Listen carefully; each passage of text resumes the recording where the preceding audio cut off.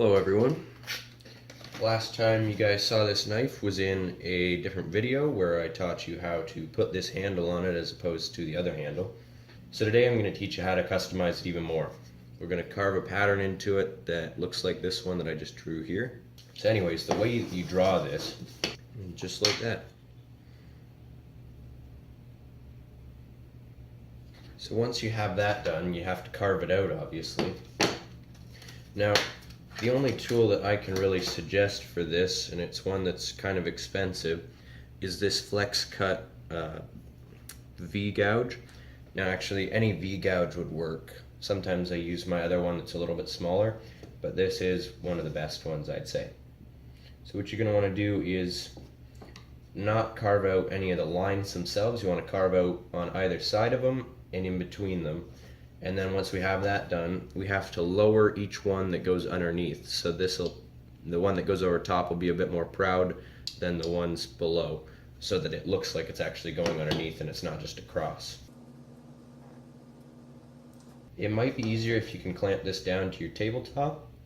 Either way, if you're going to hold on to it, be careful not to run this into your finger. I've done that a few times, so just, be careful in general.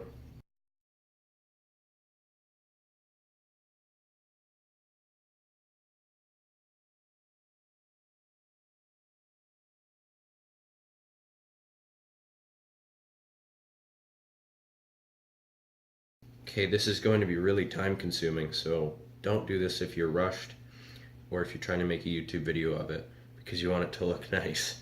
Alright, so there's the first one. See how I carved out the inside and then the outsides? You're going to want to do that to each one of the knots on each side. It'll probably take, I'm assuming, close to an hour. That's if you're working at my pace. So I'll come back to you guys when that's done, and I'll show you how to lower each one of those sections that is supposed to be the underneath ribbon. Alright, so now that you've got it looking something like this, you've got the edges carved down right here, and then the center's carved down.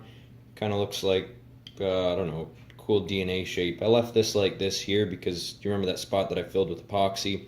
I couldn't really carve it very nice, so I thought I'd leave that open. Maybe would burn my name on it or something, or I don't know, maybe just leave it like that. Anyways, you could completely just leave it like this and have it look, I don't know, like whatever this looks like. Or you could do what I was intending on doing and make it look 3D, like have it look like it's twisting over top of itself. You could keep doing it with this V-gouge and just use the side of it like this. However, for me, I've got this tool right here. It's from Lee Valley. It's just a straight chisel. Carving chisel. Not one that you'd use a mallet on or anything. So basically what you want to do is figure out which one's going underneath and then have the line right here, and that line you are going to want to make with this V-gouge just really carefully like this.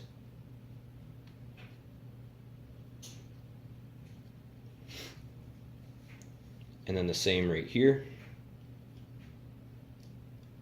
One thing to point out when I'm using this, I'm not just pushing this way, because as soon as it breaks out of the wood, I'll do that. And that's how I've drove the knife into my finger a whole bunch of times. What I'm doing is I'm pushing with this thumb. So I'm holding it straight with this hand, and every bit of force is going through this thumb. So when it breaks through, it has this much motion. I do that a lot with my carving. That, and it's also this motion here. So it's has about ½ an inch of travel after it breaks through. Now with this tool, once you have that line, just go down on top like this.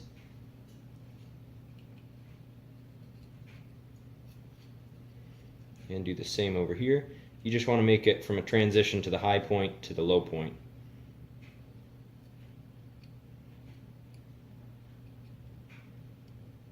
Just like that. And you might need to carve down the background a little bit more after you get to that point, just so that it doesn't look like it just disappears. You want to give it a little bit of depth, even in the lower one. You also want to be careful that you don't ram this in any part of the metal, because that will ruin the edge on your tool.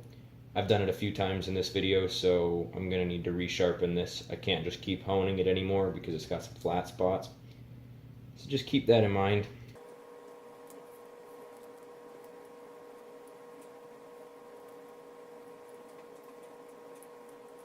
Okay, so that's how you do that. We've got this one's a bit lower here than this one, like that. I'm just looking at the viewfinder in the camera, and I hope this whole thing hasn't been blurry. Sorry if it has. Anyways, that's how you do one section right there, so it looks like it's going under. Whereas see, this one isn't. This one for sure is. I'm going to go ahead and do it for this cross, and this cross, and this cross, and then I'll come back and show you guys what I'll do next. So right here, I got that all done. You can see it crosses underneath of itself. I'm just going to give it a light sand. I don't want to scratch the side of the blade when it's closed, so I'm just going to hold on to the blade and make sure I don't cut myself with the blade on either hand or anywhere else.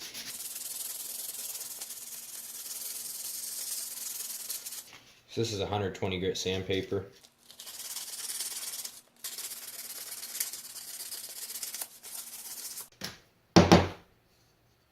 Alright, so it's nice and smooth now, nice to hold on to. So I actually got a lot of grip now that it's got these on it. Use a Bic lighter. There's one from Home Hardware. And what you want to do is just kind of get underneath of it till it looks black like that. Just do that across the whole thing.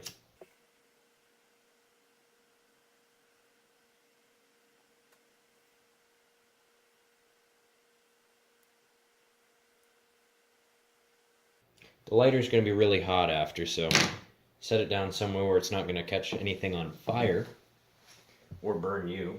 And grab a shop towel or paper towel or something, and then wipe this all off. Just like that. And then go back to your sandpaper here.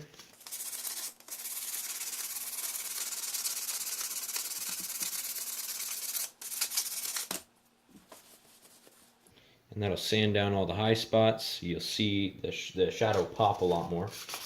That's it for this video.